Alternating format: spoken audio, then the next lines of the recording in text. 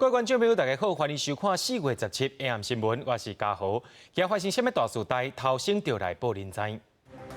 疫情指挥中心在今宣布讲，今仔日台湾无增加武汉肺炎确诊病例，这礼拜已经有3天无确诊病例啊。受到疫情影响，也让航空业再无人客，真再无人客也要改载货。另外，台湾高铁也要甲较无人坐车帮减起来。 中国的经济受到武汉肺炎的影响，今年头一季 GDP 出现这28年来头一摆负成长。疫情指挥中心在今日宣布讲，国内无增加确诊病例，这礼拜已经有3天无确诊病例啊。不过，相对稳定的台湾，伫咧全世界上安全的国家当中，却是排第7个，甚至是比中国更加歹。指挥官陈时中也讲，这比拼的标准是看重过程，不是看重结果。也是因为台湾伫咧发生危机进前，就把问题挡起来，无用较强的手段对人民进行监控，当然分数会较低。 那我们今天仍然是没有确诊的个案，没有确诊的个案。好，那累计我们今天到今天为止有166个人解隔离。国内阁出现过一天无人确诊，这嘛是这礼拜的第3届无新增加武汉肺炎的病例，嘛是第5天无本土感染病例出现。疫情指挥中心指挥官陈时中表示，目前会当看作是疫情缓和。 我们其实现在本土的案例都几乎都是维持在0或1嘛，所以你就如果用这个指标来看，我们是属于平稳的哈。虽然陈时中认为讲台湾的疫情是相对稳定，不过英国全球上安全国家排名却甲台湾排伫咧第7，甚至是比德国、中国更较差。对这个代志，陈时中坦白讲，伊嘛错一着，进一步了解才知影讲，这个排名比的是规定的指标，不是结果的指标。在危机的时候，政府处理的效能啊。 那台湾事实上，那些国家所发生的危机，台湾都没有。台湾都在这个危机发生前，我们都在前面都已经阻绝了。另外，加龄类药物目前去用当作是治疗武汉肺炎的用药之一。不过，巴西上新的研究指出，有患者使用了后出现严重心脏病等等的副作用。美国进前嘛都建议治疗指南内底提掉。不过，台湾患者治疗进前拢经过专家评估，而且采用固定的量来治疗，无人出现副作用。 在充分告知病人这个相关的讯息以后，那确实是可以用我们建议的剂量跟时间来使用。那到目前为止，我们国内在使用当中是没有遇到任何的副作用。 因为国际疫情也是继续伫增加，指挥中心嘛预告后一波主动境外移植的对象会考虑甲东南亚国家入境的人，会照欧美国家返来台湾的方式，采用居家检疫、防疫旅馆或者是集中检疫等等较严格的措施。等待时间确定了后，会对外公告。记者综合报道。 讲到这批武汉肺炎的疫情，也影响到咱国内航空业。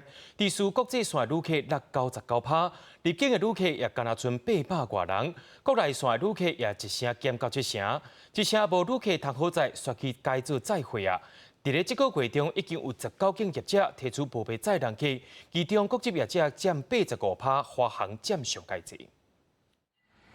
桃园机场的电机门空，敢若工作人员边仔 LED 的银幕搁拍暂停使用，电机门头前嘛放栏杆，提醒非工作人员袂当入去。会安尼做是因为出入境的旅客人数一直在降低。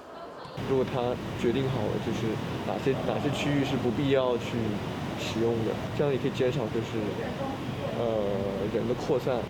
武汉肺炎疫情冲击到国内航空业，甲去年同期比起来，国际线旅客量落到成9，入境台湾的人数敢若剩要800人，敢若剩日本、韩国、泰国、新加坡，还有美国有少数的班机伫飞。国内线旅客量嘛减要7成，一天航班拄高峰400班，敢若剩50多班。为着到3间业者降级冲击，民航局除了先后启动纾困1.0甲纾困2.0的计划以外，航空业者无人客他载，嘛拢来继续载货。到这个月中为止，已经有19间。 业者提出无载人客敢若载货申请，5月底进前已经申请1800只，其中国际业者超占85%，华航的占比上大。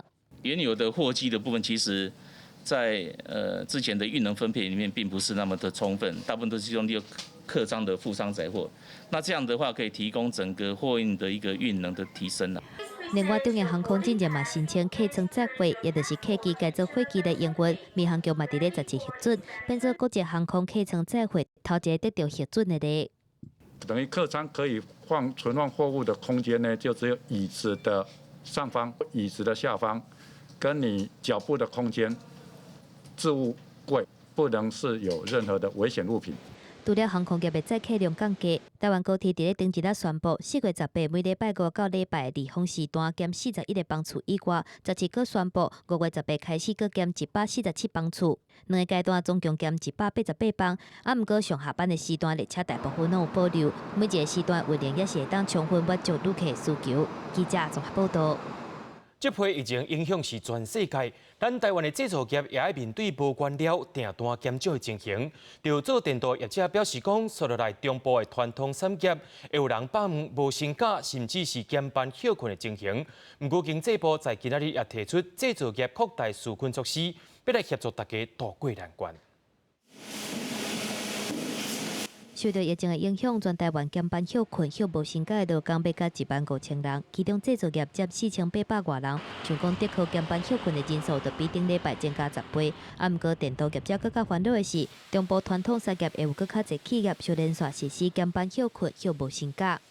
台中、彰化到南投中彰地区会比较严重。那因为他们都是以工具机为主的，还有脚踏车零件。这个业界有一些它的规模不大嘛。那你不大的时候，有时候有的都是就接二手单的嘛，那当然这影响就会更多。欧洲的订单蛮多的嘛，间接订单蛮多的，可能都下降50%以上。这次经济部找业者来面对面座谈，听工商界需求，而且伫咧行政院举办的纾困记者会，针对制造业的部分提出扩大纾困措施，包括到今年3月初1到9月30，营业额减少15%的企业会当减免10%的水电费；伫咧工业区或者是加工区的业者会当选择延后1年，或者是减收2成租金，2项选一个。若是营业额减少5成以上的制造业，政府买补贴员工4成薪水，上济3个月。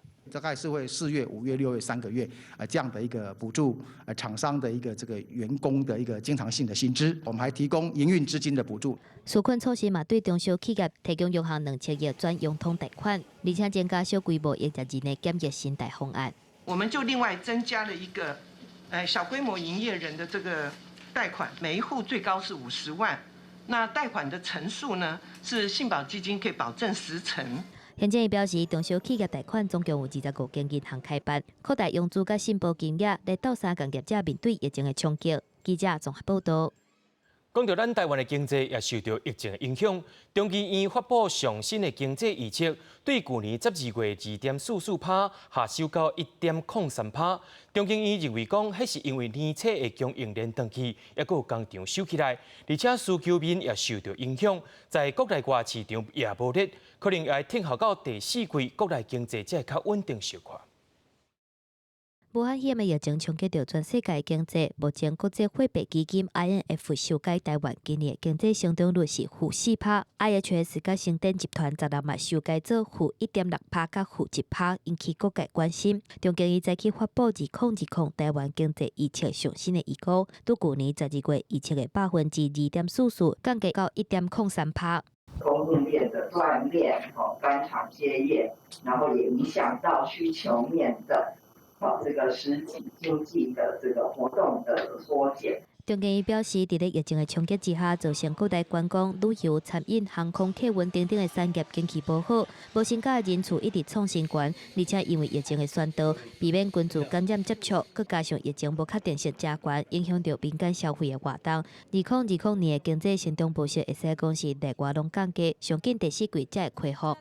2020年的一个经济成长的一个走势呢，大概会以第2季是谷底，那么下半年的话呢，会有和缓的一个复苏和成长的一个情况。这一波的疫情主要还是属于一个天然灾害的一个冲击，而不像在2000年的这个网络的泡沫，或是说09年的这个金融海啸。这波的疫情一旦结束之后，那个经济复苏的反弹，那个力道，我相信也是会蛮强的。伫咧美国大企还有台积电法人说明会了后，嘛起价鼓励之下，台北股市早盘起179.07点开出了后，指数一路开悬走悬。北大类股除了纺织类股小6挂以外，其他类股拢是起的，尾条是起221.56点，收伫咧10597.04点，成交金额是新台币2309.58亿。毋过分析师也是提醒，目前各项经济数据等等基本面无好，民众要操作也是爱谨慎。记者综合报道。所以咱来看中国。中国的经济也受到武汉肺炎的影响，今年头一季的 GDP 出现28年来头一摆负成长。武汉市也要发5亿人民票的消费券来刺激经济，不过消费券的使用方式也受真济限制，也引起民众不满。另外，武汉市治病死亡人数又搁再修正了，增加1300人。安尼改来改去，也互怀疑讲中国疫情是真也是假。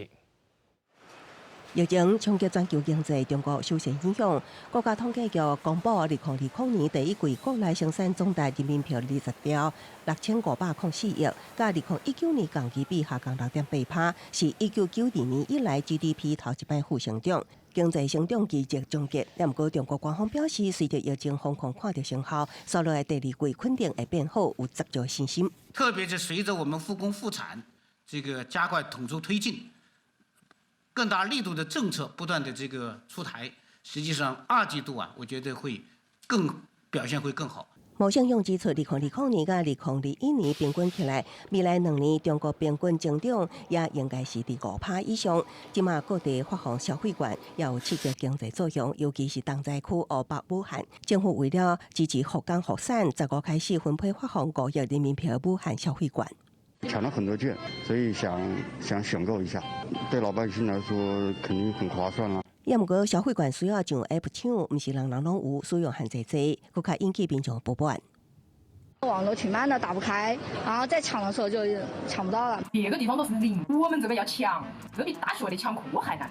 中国官方积极公布武汉解封了后，生活恢复正常的消息。不过，问题疫情的声音也是不断。敏感时刻，武汉市疫情防控指挥部17却将确诊死亡数为原本的2579例大上修到3869例，大约增加1300人死亡。武汉官方也头一摆承认有1寡病人无短于治疗伫厝内死亡，疫情调查有低报、漏报甲误报现象。新增确诊病例26例。其中15例为境外输入病例，11例为本土病例。虽然中国本体感染比例增加，不过湖北继续无新增案例。根据武汉市7月起到15为止，展开为期8天的全市抽样检测，发现无症状感染者占比增加，只有6.6%。官方媒体引用专家评估讲，武汉会当讲是全中国上安全的城市之一。记者综合报道。美国总统川普伫16日宣布讲，重新启动国家经济指导方针。美国各州家己分做3阶段，重新启动各项的经济措施。伊也强调讲，这是根据专家所算出的数据来制定的。这款讲法甲伊日前强硬态度有真大改变。美国总统川普发布3阶段重启经济指南。各州伫咧满足检疫标准、保障防疫装备等几多项条件之下，会当分阶段解除各项经济活动的限制。采取措施的时间点加决定权由各州的州长决定。Based on the latest data, our team of experts now agrees that we can begin the next front in our war. We are not opening all at once, but one careful step at a time. 3阶段拢是保持社交距离范围规范之下，辛苦体育馆、饭店、电影院等场所复业，所来开放学校加恢复旅行，最后是开放弱势群体民众有限度恢复社交活动。北京抗疫团队的医学专家佛西补充说明，3阶段就敢若是几多道检查站，依照每一个州恢复的情形，搁再来决定是毋是搁再进一步。You go into phase 1. If you get no rebound and you satisfy the gating for yet again a second time, then you go to phase 2. 美国有线电视新闻网 CNN 报道指出，川普这礼拜进前是正强硬讲，伊才有决定权，决定是毋是要重启美国的经济。这么态度转变，是因为共和甲民主两党的州长反对。记者综合报道。美国的杂志《Time》有找捌入选世界100个具备影响力的人物，来讲这回武汉肺炎疫情的进言。咱的总统蔡英文也受到邀请，来分享台湾对抗疫情的成功经验，希望会当提供予全世界来协助。CNN 也报道讲，对抗疫情有功劳的国家，咱台湾也是头一个互介绍的。总统蔡英文接受美国《时代》杂志的邀请，写文章分享台湾是安怎预防武汉肺炎疫情大爆发。原本《时代》杂志当年4月份拢会公布全球100个有影响力的人物，即届受到疫情的影响，决定要延后。因嘛找捌入选的人来提供建议，包括安吉丽娜·裘丽、达赖喇嘛嘛在内。蔡总统伫咧文章当中讲到，台湾防疫成功的上大的原因，就是团结。台湾嘛愿意协助国际社会。即嘛毋若翠暗有援助外国，蔡总统嘛去家己视察公粮的库存。目前差不多也有86万吨，要供应台湾的民众目前是无问题。若是要阁有够，会当帮助友邦或者是其他粮食有欠缺的国家。如果友邦如果有需求的话我们也可以来帮助他们解决部分的粮食的问题。最近台湾透过各种的管道，一直向国际来发声，尤其是 WHO 无应该排除台湾。即马美国总统川普嘛已经宣布要暂停金钱援助给 WHO。美国国会嘛是一直有动作，除了要求办听证会来调查16众议院外委会共和党的议员麦考尔，带16个众议员联合送函文给川普，表达支持暂停金钱援助的决定。嘛讲除非秘书长谭德赛落台，才会恢复对世界卫生组织的援助。He touted the one China policy against Taiwan would not allow Taiwan into the WHO. We can't have any confidence in the WHO moving forward as long as Tedros is at the top. 麦考尔受访的时阵嘛批评谭德赛心伤过瓦近中国。WHO 暗砍疫情以外，更加无应该排除台湾。台湾驻亚特兰大办事处副处长洪忠明是投稿予亚特兰大环球新闻报，呼吁爱邀请台湾参加世界卫生组织。报纸的编辑引用专家的意见指出，若是台湾是世界卫生组织的成员，世界就会当量早知影武汉肺炎有传染性，对台湾防疫是表示肯定。就连 CNN 报道对抗疫情有功的国家的时阵，台湾就是其中之一。记者综合报道。对着阮的镜头来看在地上大条。最近的确诊病例当中，有一对住伫美国的翁仔某，因是发病了后，才坐飞机回来到台湾。这款行为除了证人家议论以外，敢有犯法的部分，桃园地检署也当咧侦办。一对住伫美国30年的翁仔某，顶一日回来台湾了后确诊。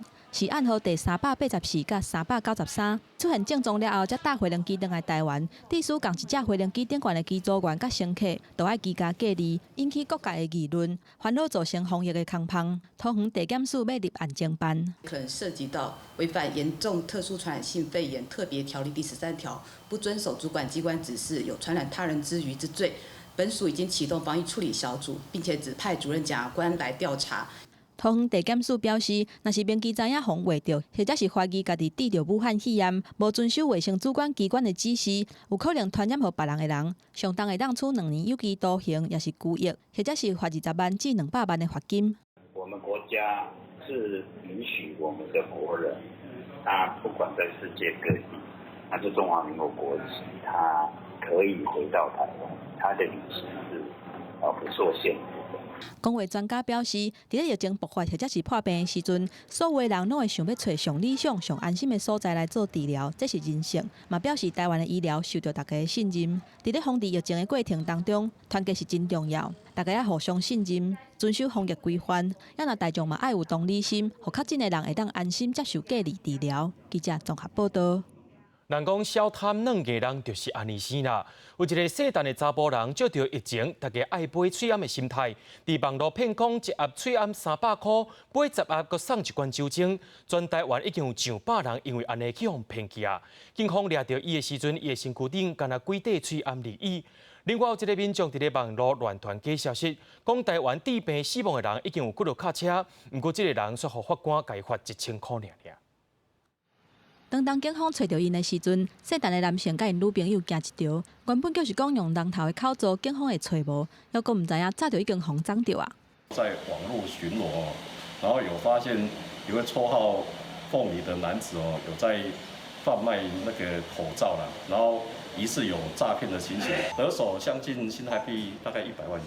姓陈的男性因为投资失败，欠5000万的债务，看到疫情期间民众需要买翠暗，伫咧网络顶讲医疗翠暗一盒卖300，买10盒搁送一罐酒精，还搁强调讲毋是诈骗，钱都要汇入去口座了后，才算有注文。警方统计有100外人互伊骗去。另外，伫咧高雄有一个姓李的男性，伫咧赖群组内底黑白传信息，讲疫情拖甲未收煞，逐工拢有几啊车的尸体送去台中焚化炉烧，去互高雄地方法院裁罚1000块。不过，这个判决的结果煞引起争议，有人认为判了伤过轻。就疫情的部分是散布谣言或不实讯息嘛，这个案子应该是警方在侦讯后觉得说没有到达足以生损害于公众无他，所以才会用涉违法的案件来做移送。高雄地院解说，因为伫咧密闭式的群组内底散布谣言，并无损害到公众的利益，才会以社会特殊危害法来处分。不过，严重特殊传染性肺炎防治甲纾困进行特别条例公布了后，散布无实在的谣言，引起公众的惊吓，会有刑责，搁会纳大笔的罚金。千万唔通急口口无咧信道怎来违法。记者综合报道。日前有居家服务员去个案的处理服务，才知影讲因厝内底的人正咧进行在家检疫。其服务员也烦恼讲，家己敢会去染病呢？认为政府会使整合健保甲中照系统，互中照机构掌握到相关的资讯。每日去照顾的个案处理进前，居家照顾服务员讲，这个动作绝对爱做。身躯甲门手拢有酒精喷喷的，私人的物品嘛爱甲个案有分隔。虽讲疫情真严重，毋过医护员的工课也是袂当停。就算讲有做自我保护，毋过互因上超凡的，也是个案的处理出现车混人。跟他们聊一下，了解说有没有从国外刚从国外回来的，有没有什么旅游史。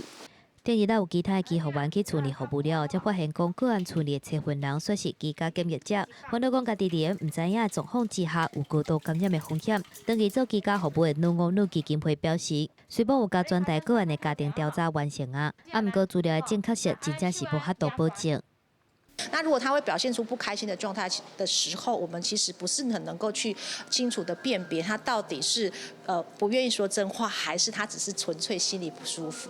烦恼变做防疫的空棒，基金会已经有几个医护员离职。长照单位认为讲，即摆的健保系统甲长照资料两大系统应该要整合，才会当互因接握个案的处理，敢是有隔离或者是检疫的对象。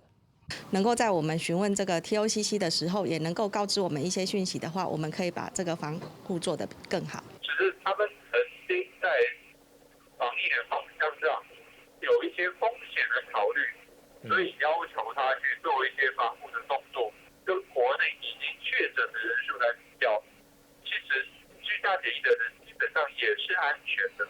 卫福部长照署表示，健保列管的境外移入的对象，甲长照个案的重复性是较低，对医护员来讲，其实风险嘛较低。认为讲毋免受过操烦，毋过嘛提醒医护员爱甲防疫措施做好，对家己甲个案拢会当加一个保障。记者综合报道。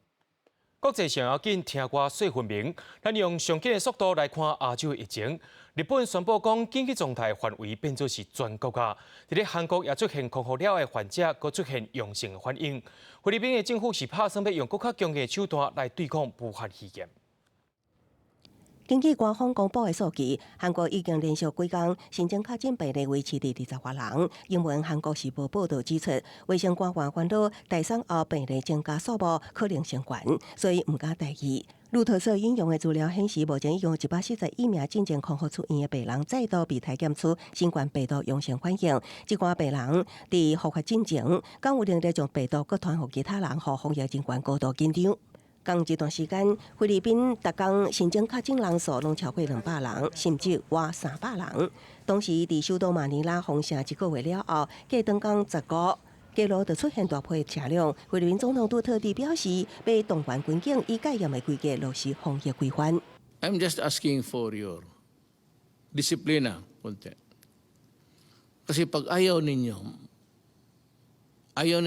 maniwala, mag-take over ang military pati police. I am ordering them now to be ready. 伫日本方面，针对一直无法度平息疫情，设伫首相官舍的防疫对策本部，昨日暗由首相安倍晋三紧急召开会议，正式决定将紧急状态的适用范围为进前的13个都道府县扩大到全国所有47个地方行政区。安倍晋三呼吁民众除了必要，即日起到5月初6这段期间，一定爱踮伫厝内，唔通出门，希望会当降低7-8成的人际接触。在伫共这时间内，克服传出第3件职员确诊感染新冠病毒。日本 NHK 报道，这名50多岁职员为初10出现症状都无上班，也无接触任何内阁大臣。记者综合报道。接落来，咱来看欧洲。虽然讲欧洲有一寡国家开始要甲封城措施豆豆放零啊，不过世界卫生组织 WHO 说警告讲，欧洲的疫情是真严重，总病例人数已经超过100万人，特别占全世界的一半。另外，欧盟官方伫16也针对着无伫疫情爆发的初期，来甲意大利斗3工也头摆概念会实的。不过，意大利疫情到今依然是真严重。虽然部分欧洲国家开始放宽封城措施，不过世界卫生组织 WHO 警告，欧洲疫情依然严重，确诊人数超过8万，占将近全球的半数，总计超过9万人死亡。Case numbers across the region continue to climb.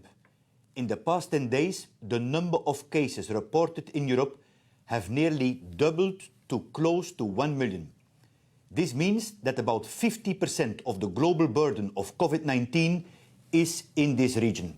同在估计，意大利过去24点钟新增525例死亡，虽然是近4天上少，不过离疫情高峰已经过1个月，却一直也无明显落落来现象。意大利总确诊人数接近17万例，总计死亡人数也超过2万人。因为欧盟一开始并无及时和医疗物资，甚至其他会员国拒绝分担医疗成本等，引起意大利人真大不满。欧盟执委会主席也伫16头一摆正式会示例。Yes, it is true that no one was really ready for this. It is also true that too many were not there on time when Italy needed a helping hand at the very beginning. And yes, for that, it is right that Europe as a whole offers a heartfelt apology. 记者综合报道。针对着武汉肺炎源头，有人讲可能是武汉的华南海产市场，这个市场到今依然是关条条。不过，在中国已经有超过9成的传统市场开始做生意啊。虽然讲中国政府禁止这个市场卖活的动物，不过依然有人是偷偷伫咧卖。武汉4月7日解封，传统市场也重新开幕。就算官方打翻一天消毒几摆，进出口管制搁量体温，希望有安全卫生的印象，不过已经无以前的热热。没有生意了，没有人了，人家都怕出门了，得病了。结果这过完就100多天了，你说我们真是没有办法了，又没有收入，也不能做。中国官方媒体新华社报道，为3月2日开始，全国境内至少94派传统市场陆续恢复营运。被认为是疫情爆发源头的华南海鲜批发市场依然是关咧。不安全没办法，超市的物价比较贵。国际媒体记者实地去看打翻是毋是因做甲政府暂时禁止卖野生动物的规定，也确实无看到禁令内底野生动物，不过依然因看到活龟、水蛤仔鱼、甲龙虾。过去捌甲爆发严重疫情有关系，假或者是食人类的动物是无看到。记者表示，到底是毋是有人违规，这个问题无答案。并不100%认定这是因为海鲜市场出来的，因为我们吃了也几千年了，不是几百年的事儿。自疫情爆发以来，这传统市场因讲是病毒的代表，就算各营业也排掉臭名甲负面形象。澳洲总理莫里森就认为，中国这个现代的传统市场也个人重新营运，实在是不可思议。美国北京防疫团队医学专家福士也表示，安尼市场应该马上关起来。不过，中国官方媒体《环球时报》反驳，认为这个讲法是先入为主，并且震撼。记者综合报道。咱拢知影讲，咱台湾的健保是世界同人而落。不过，伫咧英国的国民健保署 NHS 引有一个类似台湾的健保制度。有一个99岁退休军官为着要感谢 NHS 该照顾规世人，伊也发起讲，伫咧1月底100岁生日进前，伫因厝里的空厅要替 HS 来拨款，伊一面讲会当行100转，最后也会报到1700多万的英镑啊。99岁英国退休军官汤姆摩尔上位，华府早起伫家己厝内25公尺长的后院来回行100转，准备要完成的职工。伊少年时阵服务的军团后背伫咧现场派出军礼要向伊致敬。英国国家媒体嘛派记者来引导直播。I think it's absolutely fantastic sum of money. You would never imagine that sort of money. It's unbelievable that people will be so kind to give that sort of money to the National Health Service, and maybe I was responsible for starting it, but not deliberately. It was purely, shall we say, gratitude for what they've done for me. 看到因为疫情伫咧诊所对抗疾病 NHS 艰苦奋战，摩尔上尉为着要向照顾伊一世人的 NHS 表达感谢，发起要伫咧月底100岁生日进前，伫家己厝年后伊来回敬100纸替 NHS 募款的心愿。当初时，伊家己定的目标是1000英镑，想袂到消息逼出来了后，捐款网页的数字逐工拢一直伫增加。毋那些包括剑桥公爵威廉在内80万人来捐钱，总金额超过1700万英镑。伫咧16日天，摩尔上尉行要100纸完成的迄个时阵，募款的网站佫因为流量超过，转来小度。It's an extraordinary story. We knew that we had a gem and we shared it with the British public. We've shared him with the British public who've taken him to their hearts, and now he has truly gone global. 摩尔上尉感谢伊伫咧治疗癌症，还佫尻川配摄着伤的时阵 ，NHS 医护真用心的照顾，互伊恢复健康。伊所募款得到这条钱，会全部捐予 NHS 旗下的慈善单位，创下高一笔上大捐款金额的纪录。社会各界人士嘛拢对摩尔上尉来致敬，而且一个建议甲伊奉祝的1000元活动，目前已经有超过30万人签名联署。记者综合报道。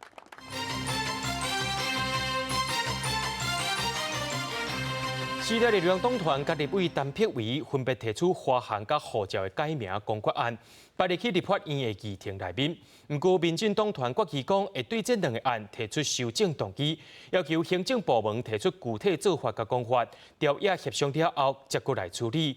这个议程也予中央政府想要搁再添1500亿的纾困预算案，要等候到后礼拜才会进行讨论。花函因为再份援助防疫物资，被告认为是中国官的引起改名话题。时代力量党团甲立委陈柏惟分别提出花函甲护照改名公决案，摆入立法院的议程，准备创关希望做成决议，予行政部门来改名。我们是希望说大家能够朝野的这个委员能够支持这样的提案，因为这个议题事实上也已经谈非常久嘛。不管是谁的提案，在相同的方向上，我都会站在支持的立场。不过，民进党团17煞做出决议，要对两岸提修正动议，要求行政部门提出具体做法和说明，佮将两岸留落来单调野协商了后，佮处理。蔡总统也讲很清楚啊，花函就是类似这个问题嘛。那护照当然引照护照条例的这个护照封面上如果重新设计。当然，我们都是赞成的。我们有相关的提案。目前执政党已经全面执政，他们也掌握国会的多数权。至于花函改名，这是属于行政权的范围，只要他们决定，未来如果要做相关的后果，他们要承担。改名，当然我们是正面看待啦。那这个交通部要出来讲清楚啊。另外，政府追加1500亿纾困条例甲预算。是毋是有条件发现金引起拿捏差别煞？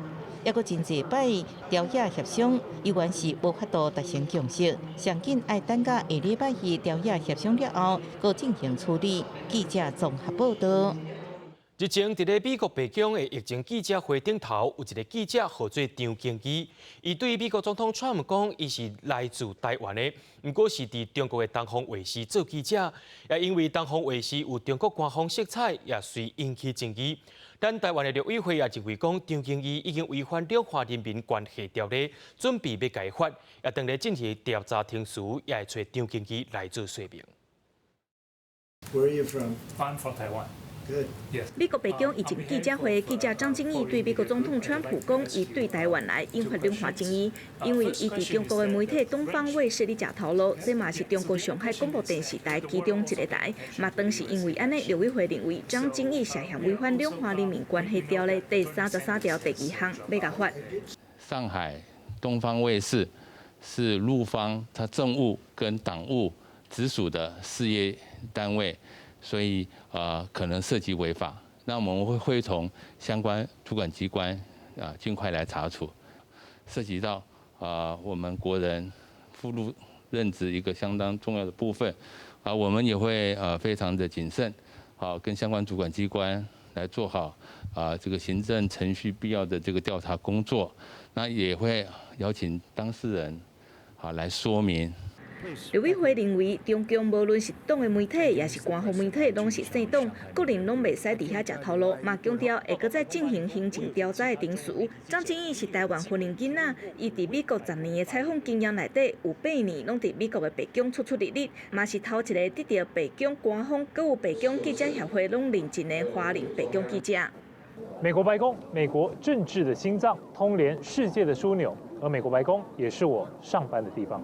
张正义伫中国媒体食头路，感受违法，刘伟辉会依照感受涉嫌国家认同，也是基本中心度，对台湾统战工课，也搁有敢有妨害国家安全，也是利益3个原则来判断。以违法的程度会当加罚10万到50万不等，但是送来法未来进步 NCC 到文化部，敢若一时之间也无法度确定。记者综合报道。中选会在今仔日审查通过高雄市长韩国瑜的罢免案，也决议伫6月初6举行投票。韩国瑜罢免案第2阶段送到中选会的联署人数有40万6千多人，经过中选会审查符合规定的有37万7千多人，已经达到法定的联署标准，宣告罢免案成立，也决议伫6月初6进行投票。中选会表示讲，办理这回罢免案所需要经费是要由高雄市政府来编列。也若韩国瑜认为罢免案有提早开始的嫌疑，这个诉愿也去予法院裁定驳回。韩国瑜也特别提出控告。咱的政府伫咧化工爱保持社交距离，不过台北市长郭文哲伫咧透早时阵参加公庙活动，却引起正人的争议。另外，最近真接出现的副市长黄珊珊，也否认为讲未来会选台北市长。郭文哲却认为讲，伫防疫期间讲这寡物件拢是政治无正确的。台北市长郭文哲去台北上山的公庙拜拜，举行妈祖祭敬祈福。不过中央则呼吁保持社交距离。副市长黄珊珊、市播出指挥官陈市长也去大家拜妈祖，讲两人情形是同款。黄珊珊斗相共讲话，伊个是台北市的防疫指挥官，被看作是自控自治。台北市长选举郭文哲接班人，不过外界对陈市长参选的呼声也真悬，首都之前引起大家关心。现在讲这个都是政治不正确，所以他是不是你的指定接班人啊？历史上哦，民主政治没有办法指定接班人。讲到疫情，中央甲台北市好亲像常常无共步。虽然发明机试办卫生无设伫这份站，台北市府爱有药师发明为理由无法度设立，正做市议员甲台北市府共同焦点。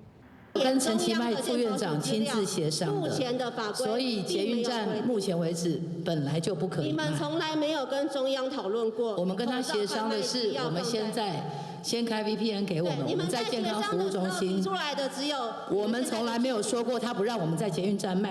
不过台北市的翠安发明机到底什么时阵伫12个行政区内卖咧？黄珊珊指出，会看实际情形来推动，因为16第一摆卖无900份。另外，翠安机是不是应进驻校园？伊表示，照中央同意，台北市府未反对。那如果中央不反对，因为贩卖机毕竟还是有 VPN 的问题，它还是有借接资料库要开放的地点的问题，所以这个如果中央同意的话，我们当然也不排斥。为合作台北市校园防疫有中资背景的淘宝台湾，关西秋玲这防疫物资引起讨论。黄珊珊也指桃园市要受到工厂商的关注，爱大家唔通想伤济。记者综合报道。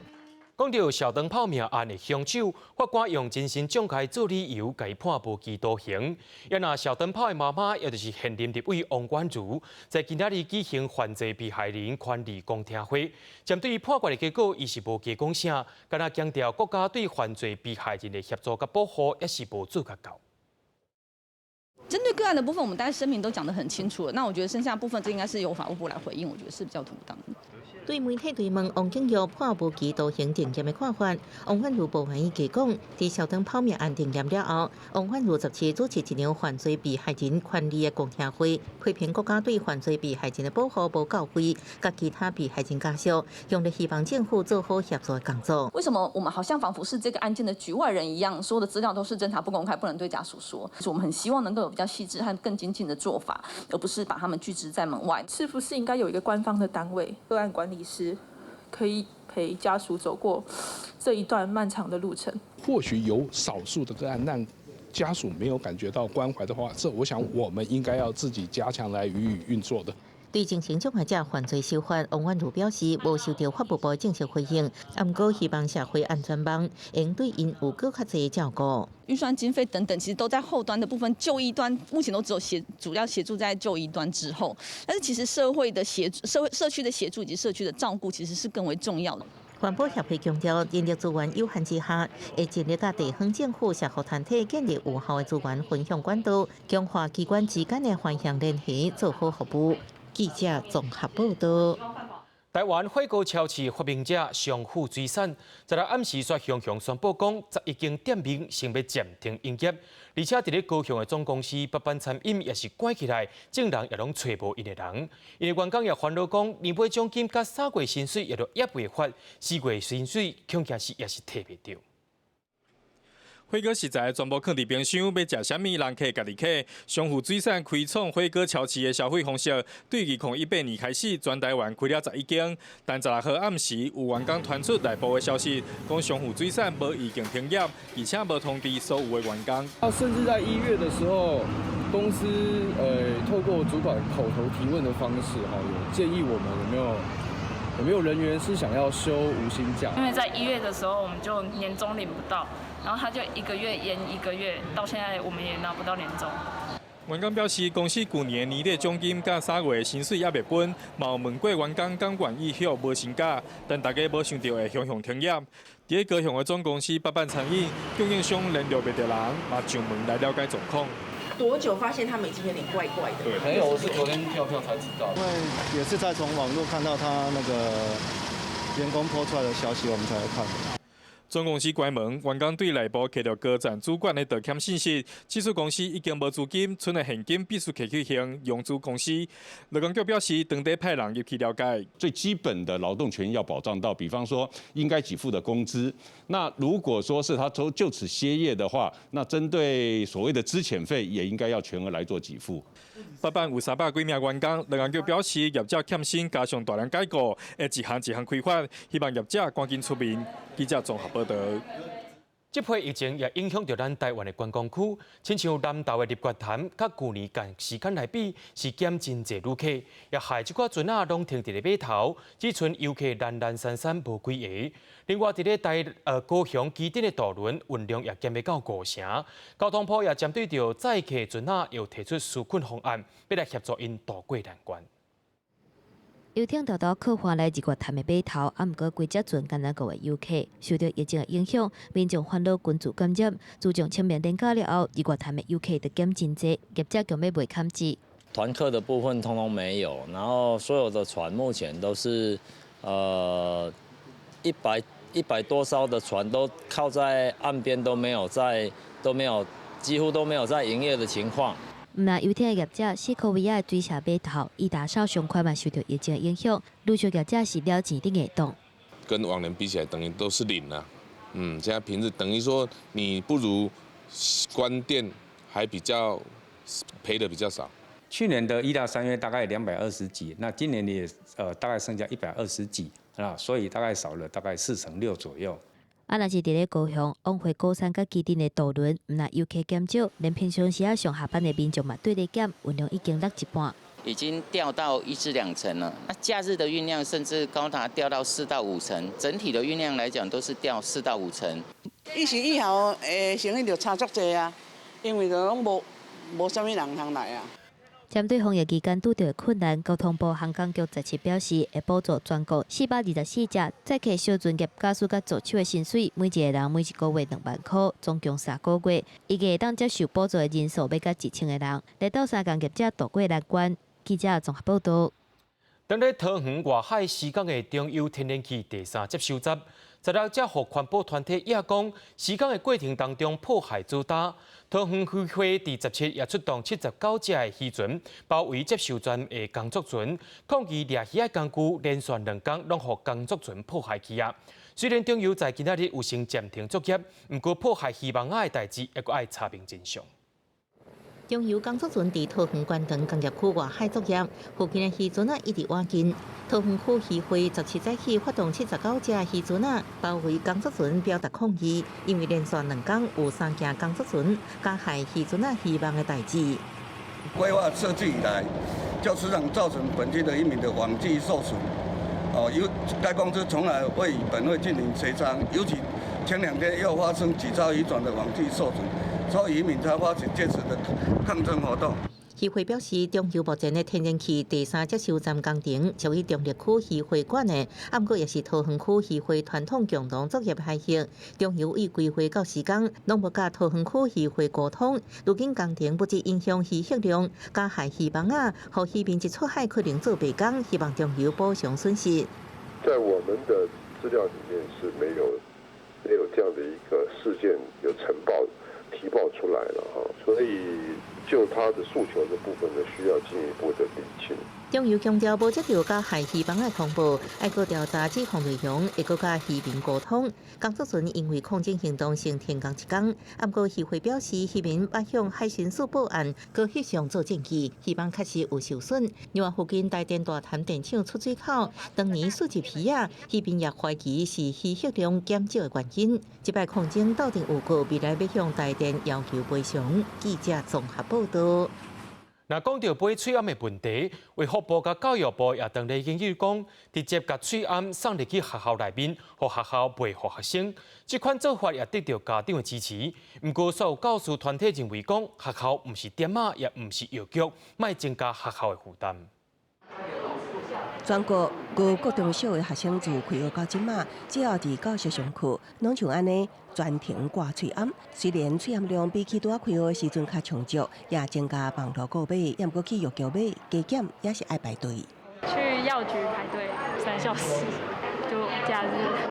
全国家长团体联盟表示，对多数家长来讲，排队买喙暗也是一个负担。听讲卫福部正甲教育部研究，直接配送喙暗到中小学，由学校来买，会是防疫期间的一个体贴作为。学校的老师、行政人员，然后学生所有的量，2个礼拜都配送到学校去如果说可以的话，请志工家长们帮忙让大家可以把这个量把它分配、分装、种种弄好的话，那其实也是一件很省事的方法。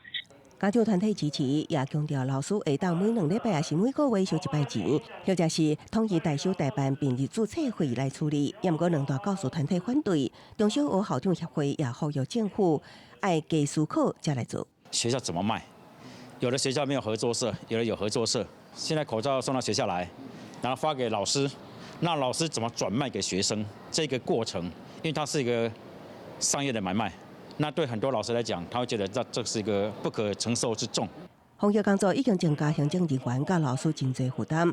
全校协甲2大教师团体认为，上好的做法就是免费配送喙暗予师生，俩算落来1个月大约1亿5千万，甲就条的防疫参纾困金额比，根本就是烂3钱。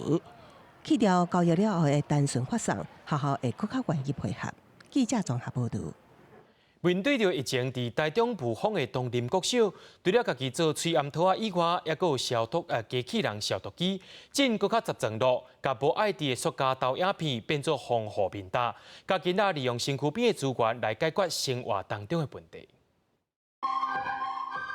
囡仔兄囡仔姐坐做伙分品仔，台中雾峰区东林国小的校园充满美妙的音乐声。详细看，众人都拢挂防护面罩，不过这面罩伫咧市面顶买无，这全部拢是学校老师为着避免学生乱手传染，甲囡仔用塑胶板做的。以前的早期的投影片，那因为现在大家都用 PPT 了，然后用不到。那学校的储藏室居然还有这块宝，赶快挖出来试试看，发现它的清晰度就好很多。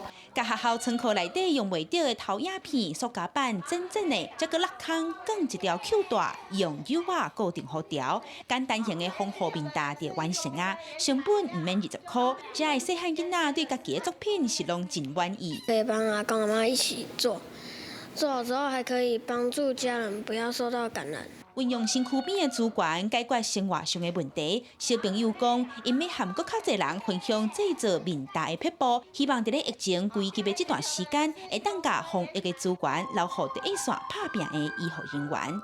记者综合报道。伫咧屏东大平湾的人工湿地，有呼吁成功一片的红树林。批管处逐年春天拢会举办环境教育课程，互游客毋但来遮看闹热，也会当学知识。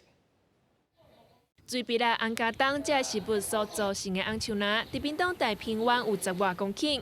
春天的时阵，逐丛当要开花结果，大平湾4块冷冻的6个人工湿地，拢装塔甲水水水。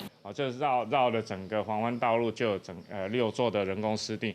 那目前这些人工湿地，你尤其在2到4月份的时候，又具有多样性，然后有这些红树林呢，它又正值开花结果的时间。大平湾国家风景管理处表示，行一撮大平湾的红树林，就会使看到全台湾的红树林树景，而且还有专人提供解说，一一介绍这个无简单、富有成功的宝贝。专门的，我们训练了一批环境教育解说员，会带各位来去认识我们的人工湿地。大平湾国家风景管理处有环境教育长协的认证，每年春天拢会办环境教育的课程，欢迎民众来注文，互游客唔但看热闹，阁通学知识。记者综合报道。伫咧南投的民间乡电风国小，有2座用阿摩土所做的大象马溜，学校的老师也带学生囡仔用这2座马溜来做题材编写故事。这故事也得到教育部技术毒品相关比赛得优，咱也做伙来看卖。这2座大象马溜甲国校定看的塑胶游乐器材真无共款，经过学生囡仔电桥路加安泰路是五彩缤纷、加真雅目，是学校大家上爱来佚佗的好所在。老师甲学生嘛真介意行出教室来到马溜边上课。绕着大象在演奏音乐的表情会最自然，所以我们常常会带到这里活动。那甚至孩子做律动的时候，也会在大象面前，所以这个色彩带给我们很深刻的感动。之后，孩子们表现出来的音乐、表现出来的游戏，包括他们在课堂上，甚至在生活上的色彩，也会缤纷很多。学校老师带学生囡仔利用这2座大象马溜做题材写故事画本，得到教育部剧读识读画本国小组得优，也甲学生的创意进一步成做马溜的新设计。A3 的纸，然后把它做那个空白的一个呈现，然后让小朋友在上面做发挥。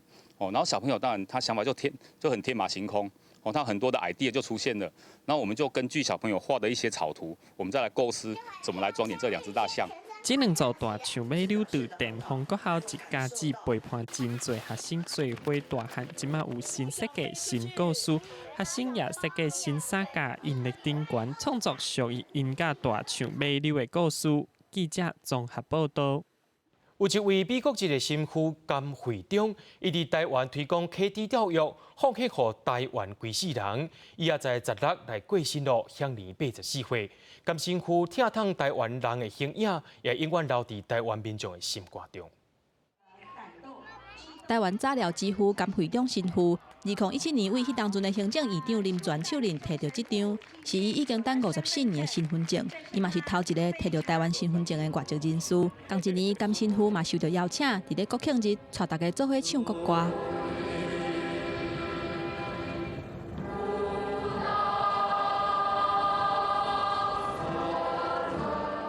不过，再过3年的时间，却传出甘神父伫咧美国过身的消息。现在疫情的因素，因为他必须每个礼拜都必须去医院打针，因为一直这几年来一直都是因为造血功能一直退化，然后慢慢越来越虚弱。毕竟神父跟我们很有感情，对待每一个小朋友都是一样。我觉得他带给我们融合教育的精神，我们会继续延迟下去这样子。甘神父因为这几年年岁有啊，身体较虚弱，慢性病佮加上脚无啥方便，3年前离开台湾，转去美国静养，都爱定期转去病院治疗。伫咧过程当中，伊嘛有转来台湾1个月的时间，嘛是伊在世的时阵伫台湾最后的一段时间。伊为1963年来台湾传教，迄当阵才27岁，一个美国籍的神父，从少年到大，伫台湾专心奉献予特殊儿童教育的领域。然后他也看到这个台湾的融合教育，台湾的特殊教育也慢慢的越做越进步，这也是他一直很向往的地方。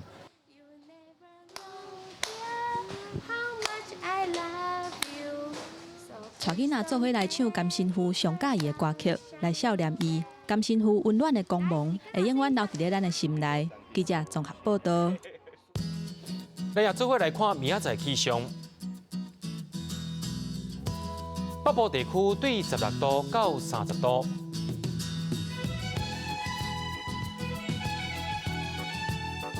中部地区对19度到32度。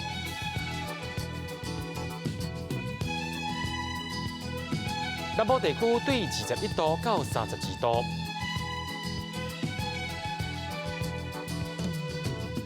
东部地区对20度到29度。咱来看外岛地区，对16度到27度。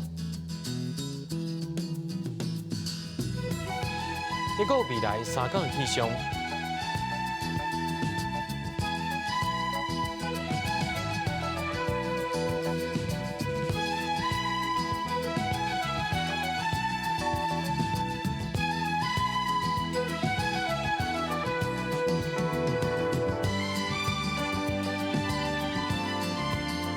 新闻的最后也带观众朋友来看古水海西晒日头，也感谢您收看今日的AM新闻，我是嘉豪，咱再会。